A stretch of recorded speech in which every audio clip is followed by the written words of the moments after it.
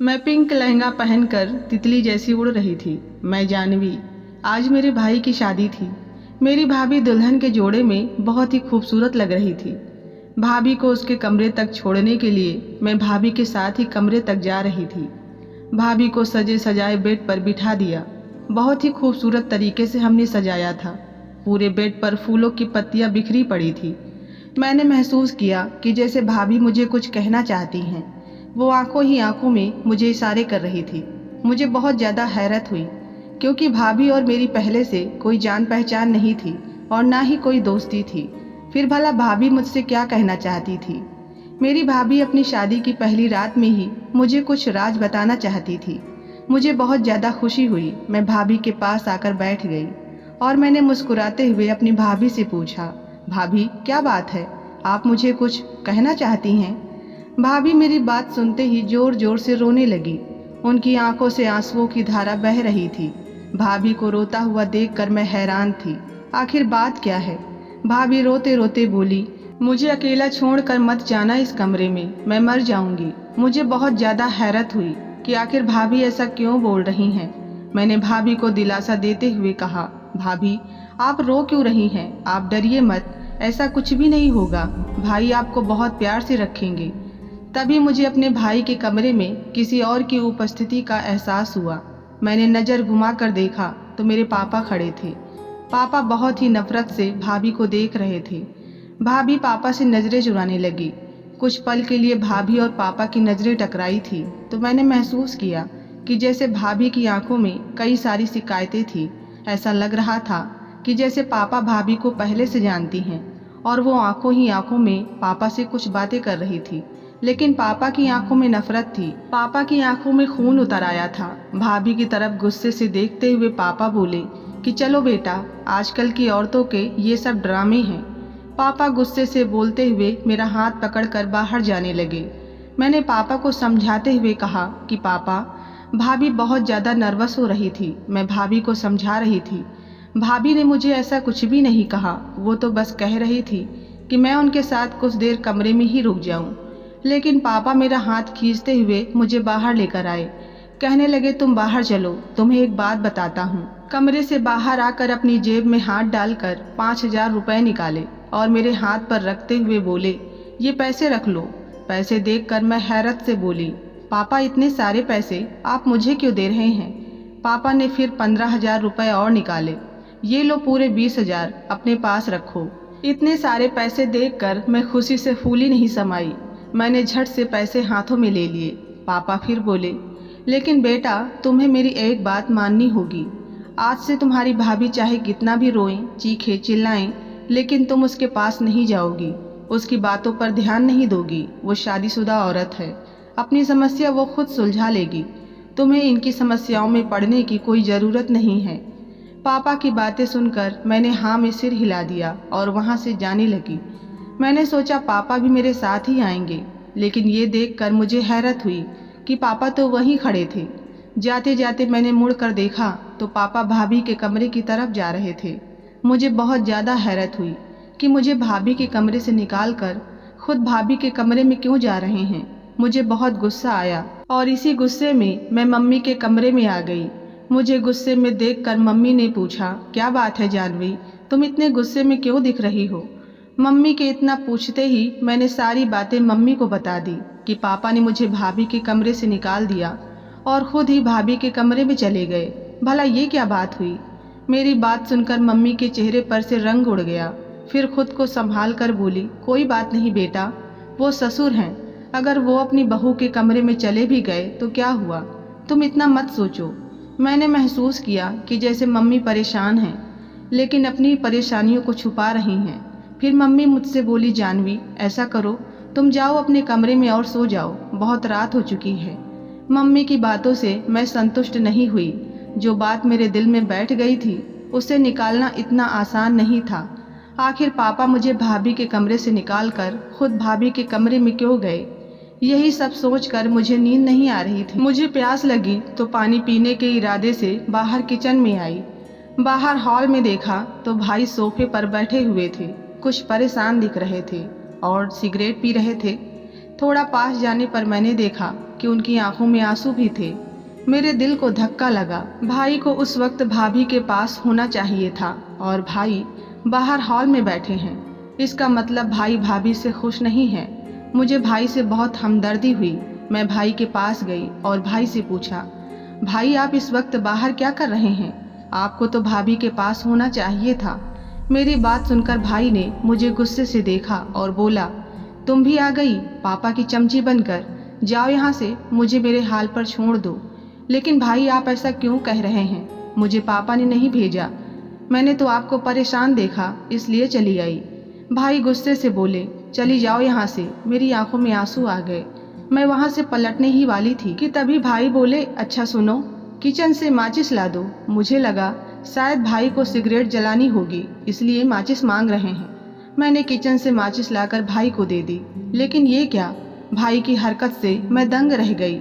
भाई ने माचिस जलाई और पापा के दिए हुए उपहार को जलाने लगे। पापा ने भाई को एक बहुत ही प्यारी सी शेरवानी गिफ्ट की थी शादी में पहनने के लिए और भाई वही शेरवानी जला रहे थे। मैं एकदम हक्का बक्का रह गई। जल्दी से आगे बढ़ी और आग को बुझाने की कोशिश करने लगी।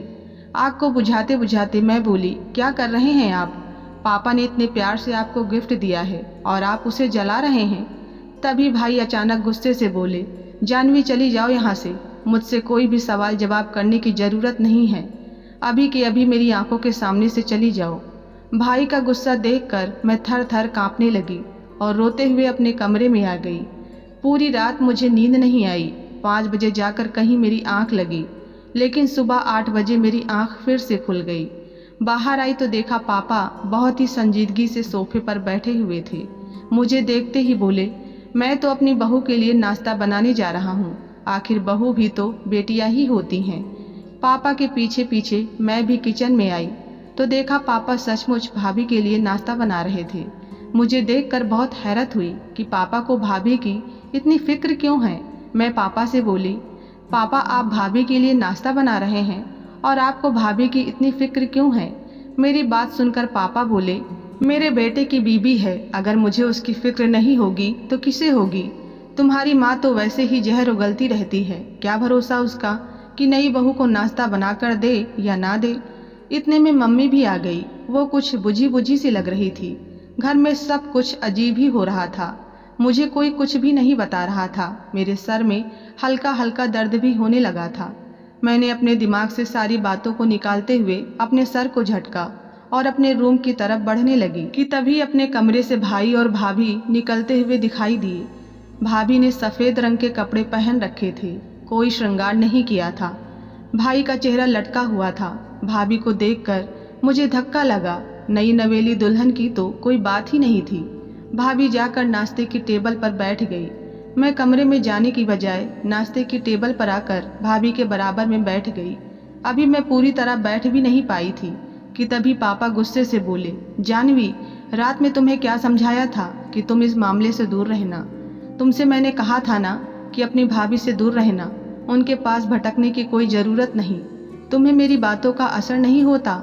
शरीफ लड़कियां ऐसी नहीं होती कि उनके माता पिता जो कहें उसे ना माने। अपने बाप की बात मानना तुम्हारा फर्ज है।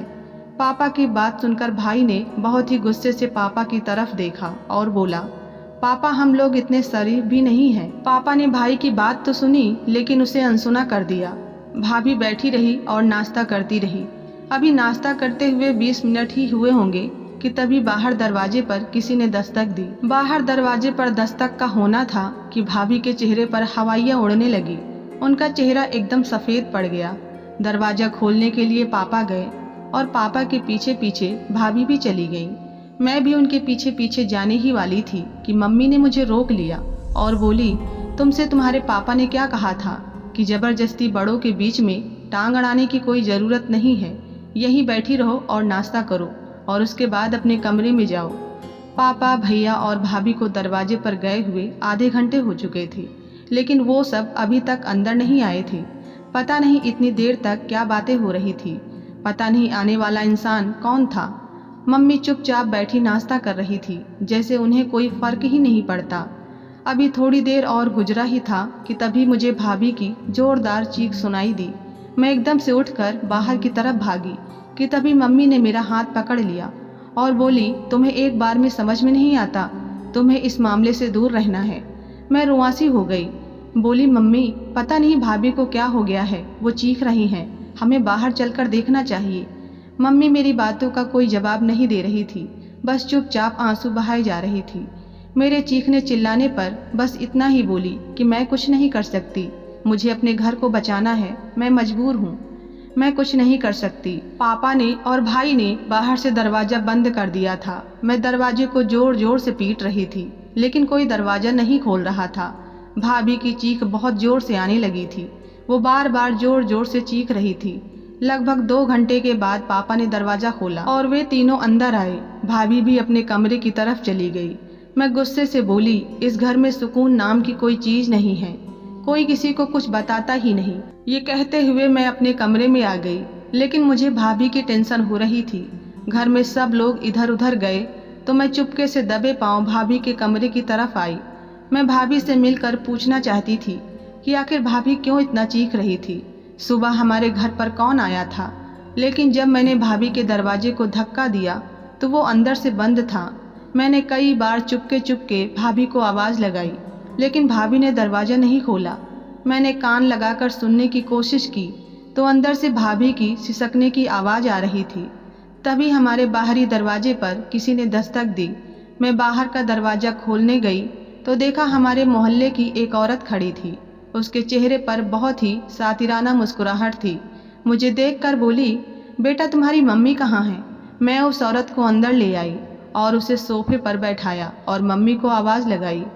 मम्मी भी उसके पास आकर बैठ गई। इधर उधर की बातें करने के बाद वो औरत बोली, सुबह तुम्हारे घर में क्या बात हुई थी, तुम्हारी बहू के चीखने की बहुत तेज आवाज़ आ रही थी। अभी 2 दिन आए बहू को हुए हैं और तुम सब ने तमाशे शुरू कर दिए। उस औरत की बात का माँ ने कोई जवाब नहीं दिया। वो औरत चली गई। मैं ये सब देख रही थी। मम्मी चादर ओढ़कर लेट गई। कुछ देर तक मैं मम्मी के पास बैठी रही, फिर बाहर आ गई और बाहर सोफे पर आकर बैठ गई। मुझे 10 मिनट ही हुए होंगे कि भाभी अपने कमरे से बाहर आई और फिर मुझसे बोली, मुझे पेन और 4 पेज पेपर चाहिए। मैंने उनसे कहा, पेपर और पेन का क्या करेंगे आप। मेरे पूछने पर भाभी मुझे गुस्से से घूरने लगी। मैंने चुपचाप पेन और पेपर लाकर भाभी को दे दिया। कागज़ और पेन उठाकर भाभी कमरे में चली गई और दरवाज़ा अंदर से बंद कर लिया। मैं भी अपने कमरे में आराम करने के इरादे से आकर लेट गई। घर में क्या चल रहा था मुझे कुछ भी समझ में नहीं आ रहा था। भाई शाम को ऑफिस से आए तो उनका मुंह लटका हुआ था। बिना खाना खाए ही अपने कमरे में चले गए। अभी कुछ ही देर हुई थी कि तभी अचानक घर में तूफान सा आ गया। भाई के कमरे में जोर जोर से चीखने चिल्लाने की आवाज़ आ रही थी, लेकिन इस बार आवाज़ भाभी की नहीं बल्कि भाई की थी। मैं भागती भाई के कमरे में गई तो देखा भाई बहुत जोर जोर से चीख रहे थे और रो रहे थे। मम्मी पापा भी भाई के कमरे में आ चुके थे और भाई चीखते हुए कह रहे थे, पापा अमृता को बचा ले, वे मर जाएगी। भाई भाभी की तरफ इशारा करते हुए बोले। मैं भागकर भाभी के पास गई। भाभी जमीन पर पड़ी थी और उनके मुंह से खून निकल रहा था, जिसे देखते ही मेरे मुंह से चीख निकल गई। भाई जोर जोर से चीखते हुए पापा से कह रहे थे, पापा अमृता को बचा लो, हमें इसे अस्पताल लेकर जाना चाहिए। लेकिन पापा बोले, नहीं राघव, हम इसे अस्पताल लेकर नहीं जाएंगे। इसने अपनी मौत को खुद बुलाया है, ये अपनी मौत की खुद जिम्मेदार है, इसने खुदकुशी की है। इतना कहकर पापा ने आगे बढ़कर भाभी की खुली हुई आंखों को बंद कर दिया। भाभी इस दुनिया से जा चुकी थी। मैं चीख मार मार कर रो रही थी। मम्मी की आंखों से आंसू बह रहे थे। भाभी अब इस दुनिया में नहीं थी। मैं इस सच्चाई को एक्सेप्ट नहीं कर पा रही थी। मैं एकदम बेजान सी होकर बेड पर गिर पड़ी थी। मैं भाभी को देखकर रो रही थी। भाभी का वो मासूम और प्यारा चेहरा बार बार मेरी नज़रों के सामने आ रहा था। भाभी कैसे मुझे रो रो कर कहती थी कि मेरे पास से मत जाओ, मैं मर जाऊंगी। आज सचमुच भाभी मर गई थी। सब परेशान खड़े थे। पापा के चेहरे पर गहरी खामोशी थी। तभी उन्होंने भाई से कहा, राघव अमृता के घर वालों को फ़ोन कर दो कि इसे आकर ले जाएं। भाई ने अमृता के घर वालों को फ़ोन किया। भाभी के घर वाले भी आए। गुस्से से चीखते चिल्लाते भाई पर इल्ज़ाम लगाने लगे कि हमारी बेटी को तुमने ही मारा है, हमारी इतनी सुंदर सी बेटी, और कहाँ तुम मामूली सी शक्ल सूरत के आदमी। तुमने ही मेरी बेटी की जान ली है, क्योंकि सभी तुम्हें कहते थे पहलू में लंगूर और शायद इसीलिए तुमने हमारी बेटी को जान से मार दिया। तुम उसको रख नहीं सकते थे तो उसको ब्याह कर लाए ही क्यों? हम अपनी बेटी का पोस्टमार्टम कराएंगे, पुलिस में रिपोर्ट करेंगे कि तुम हमारी बेटी के कातिल हो। भाभी के मायके वाले भाई को धमकाकर और उन पर इल्जाम लगाकर जा चुके थे। पापा भी किसी गहरी सोच में डूबे थे। पापा ने हम सभी को भाभी के कमरे से बाहर निकाल दिया और कहा, तुम सब लोग बाहर जाकर बैठो। हम सब के बाहर जाने के बाद पापा ने अंदर से कमरा बंद किया और अंदर ही बैठ गए थे। ये बात मेरी समझ से बाहर थी। आखिर पापा कमरे के अंदर क्यों बैठे? भाभी के मायके वाले भाभी की बॉडी ले गए थे, लेकिन पापा अंदर कमरे में बंद बैठे थे, ना बाहर आ रहे थे और ना अंदर किसी को आने दे रहे थे। कुछ देर में हमारे घर पुलिस आ गई और भाई को उठाकर ले गई। बहुत देर पूछताछ करने के बाद पुलिस ने भाई को छोड़ दिया। पुलिस की टीम हमारे घर पर फिर आई। पापा घर के किसी भी सदस्य को तो अंदर नहीं आने दे रहे थे, लेकिन पुलिस को अंदर आने दिया। पता नहीं पापा ने पुलिस से क्या कहा। कमरे में घूम घूम कर वो सारी चीज़ें पुलिस को दिखा रहे थे। पुलिस सारे कमरे की तलाशी ले रही थी। भाई और मम्मी का रो रो कर बुरा हाल था। पापा भी चुपचाप से बैठे थे। आखिर मुझसे नहीं रहा गया तो मैं गुस्से से फट पड़ी। तुम लोग मुझे कुछ बताते क्यों नहीं हो कि घर में क्या चल रहा है? मुझे कुछ भी नहीं मालूम। अब मैं इतनी भी बच्ची नहीं हूँ कि घर के मामलों में दखल ना दूँ। मेरी भी शादी की उम्र है। मुझे भी बताओ इस घर में क्या हो रहा है। पापा कुछ देर तक मेरी तरफ देखते रहे, फिर हाथ पकड़कर मुझे अपने पास बिठाकर बोले, आओ मैं तुम्हें सब कुछ बताता हूँ। तुम जानती हो मोहल्ले में कैसी कैसी बातें हो रही हैं। तुम्हारी भाभी इस घर की इज्जत थी। पापा ने एक पत्र मेरी तरफ बढ़ा दिया। पत्र हाथ में लेते ही मैं फौरन पहचान गई। ये वही कागज था जो कल रात मैंने भाभी को दिया था। मैंने कांपते हाथों से वो खत लिया और उसे पढ़ने लगी। उस खत को पलटते हुए मेरे पैरों के नीचे से जमीन निकलती जा रही थी। उस पत्र को पढ़ना मेरे लिए बहुत ज्यादा मुश्किल हो रहा था। आंखों के नीचे अंधेरा छाया जा रहा था। भाभी की सच्चाई जानकर हैरत से मेरी आंखें फटी की फटी रह गई। खत पढ़ने के बाद मुझे समझ में आया कि भाभी उस दिन मुझे अपने साथ रहने के लिए क्यों कह रही थी। वो क्यों कह रही थी कि मैं बदनाम हो जाऊंगी, मैं मर जाऊंगी, मुझे बदनामी से बचा लो, मुझे मरने से बचा लो। और आज सचमुच भाभी मर गई थी। मैंने वो खत पापा के हाथों में पकड़ा दिया और कांपती हुई लहजे में बोली, पापा, लेकिन उस इंसान का नाम तो आपने बताया ही नहीं जो इन सब के पीछे जिम्मेदार था। पापा बहुत ही उदासी से बोले, तो क्या तुम भी अपने भाई की तरह मुझे ही कसूरवार समझ रही हो? मैं बोली, नहीं पापा, मैं आपको कसूरवार नहीं ठहरा रही। आप तो कोई गलती कर ही नहीं सकते। मुझे अपने पापा पर पूरा भरोसा है, लेकिन कोई तो था जो इन सब का कारण बना था। पापा उदासी से बोले, हाँ बेटा, जो भी इन सब का जिम्मेदार था उसे पुलिस खुद ही ढूंढ लेगी, ये हमारा काम नहीं है। हम लोग ये सब बातें कर ही रहे थे कि तभी भाई आए और अचानक से पापा के पैरों पर बैठ गए और रोते हुए बोले, पापा मुझे माफ कर दो, मैंने आप पर शक किया। मुझे नहीं पता था अमृता ऐसी औरत है। जब उसने आप पर इल्जाम लगाया तो मुझे उसकी बातों पर विश्वास हो गया। अमृता ने रोते हुए मुझे बताया था कि तुम्हारे पापा मुझे डराते धमकाते हैं और मेरे साथ नाजायज संबंध बनाना चाहते हैं। अमृता ने मुझे अपने करीब नहीं आने दिया और ना ही मुझे पति का दर्जा दिया था। उसने मुझसे कहा था कि अगर तुम मेरे करीब आए, मुझसे रिश्ता बनाने की कोशिश की तो तुम्हारे पापा मुझे मार डालेंगे और मेरे घर वालों को भी मार डालेंगे। उन्होंने मुझे धमकी दी है कि मेरे बेटे से दूर रहना। मुझे अमृता की बातों पर ना चाहते हुए भी यकीन हो गया था और इसीलिए उस रात मैं बाहर परेशान घूम रहा था। मैंने आपकी दी हुई शेरवानी को भी जला दिया था। मैं बहुत ज़्यादा तनाव में था, लेकिन मरते हुए अमृता ने मुझे सब कुछ बता दिया था कि तुम्हारे पापा बेगुनाह हैं। बल्कि मेरा रिश्ता तो शादी से पहले एक लड़के से था। वो मेरे साथ मेरे कॉलेज में ही पढ़ता था। हम दोनों एक दूसरे से प्यार करने लगे थे और हम दोनों लिव इन रिलेशनशिप में रहने लगे थे। हम दोनों जल्दी ही शादी करने वाले थे, लेकिन मेरे मम्मी पापा ने मेरी शादी तुमसे करा दी। अमृता ने बताया कि उसका बॉयफ्रेंड उसे धमकाने लगा था। उसने कहा था कि अगर तुमने अपने पति के साथ संबंध बनाए तो मैं तुम्हें जान से मार दूंगा। तुम्हारी कुछ तस्वीरें मेरे पास हैं, उन्हें वायरल कर दूंगा और तुम्हें बदनाम कर दूंगा। उस दिन उसका बॉयफ्रेंड भी आया था, फोटो और वीडियो लेकर धमकी देने के लिए। मैं बहुत ज़्यादा शर्मिंदा था कि मैंने अपने पापा पर शक किया और इसीलिए गुस्से में अमृता पर हाथ उठाया था। पापा आपने बहुत अच्छा किया जो पुलिस को सब कुछ सच सच बता दिया। अमृता ने सुसाइड किया है और उसकी सुसाइड की वजह उसका बॉयफ्रेंड है, नहीं तो वो औरत जाते जाते हमें भी बदनाम कर जाती। मैं हैरानी से भाई की तरफ देख रही थी। तभी अचानक मैंने पापा से पूछा, लेकिन पापा, उस दिन आपने मुझे भाभी के कमरे से निकालकर खुद भाभी के कमरे में क्यों चले गए थे? पापा बोले कि उस दिन अमृता को किसी से फ़ोन पर बातें करते सुना था। वो कह रही थी कि मेरी सारी तस्वीरें वापस कर दो, वो अपनी ज़िंदगी की नई शुरुआत करना चाहती है। मैंने तुम्हें कमरे से इसलिए निकाला था ताकि तुम इस मामले से दूर रहो। मैं खुद ही अमृता से बात करके मामले की तह तक पहुंचना चाहता था। मैंने अमृता बहू से प्यार से पूछने की कोशिश की, लेकिन उसने मुझे कुछ भी नहीं बताया। उल्टा वो मुझ पर गुस्सा करने लगी कि आपको शर्म नहीं आती, नई नवेली बहू के कमरे में इस तरह झांकते हुए। मैंने उससे बहुत समझाने की कोशिश की कि तुम मुझे अपने पापा की तरह समझ सकती हो और मुझसे अपनी सारी बातें शेयर कर सकती हो। मैं अमृता को खुश करने की कोशिश कर रहा था। सुबह उठकर मैंने उसके लिए नाश्ता भी बनाया था कि अमृता को मुझ पर भरोसा हो जाए कि मैं उसे अपनी बेटी से भी ज़्यादा चाहता हूँ। भाई ने हाथ जोड़कर पापा से एक बार फिर माफ़ी मांगी। बोले, पापा मुझे माफ़ कर दो, लेकिन जो हुआ अच्छा ही हुआ। अमृता हमारे जीवन में एक बुरे सपने की तरह आई थी, जो जल्दी ही हमें सारी परेशानियों से मुक्त करके चली गई। मैं हैरानी से भाई की तरफ देख रही थी। भाई के चेहरे पर कोई मलाल नहीं था, ना ही कोई दुख, ना ही कोई पछतावा।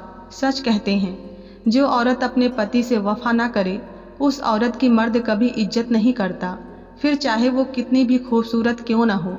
दोस्तों, उम्मीद करती हूँ आपको हमारी कहानी पसंद आई होगी। कहानी पसंद आई है तो वीडियो को लाइक करें, चैनल पर नए हैं तो चैनल को सब्सक्राइब करें। मिलते हैं नई कहानी के साथ, तब तक के लिए धन्यवाद।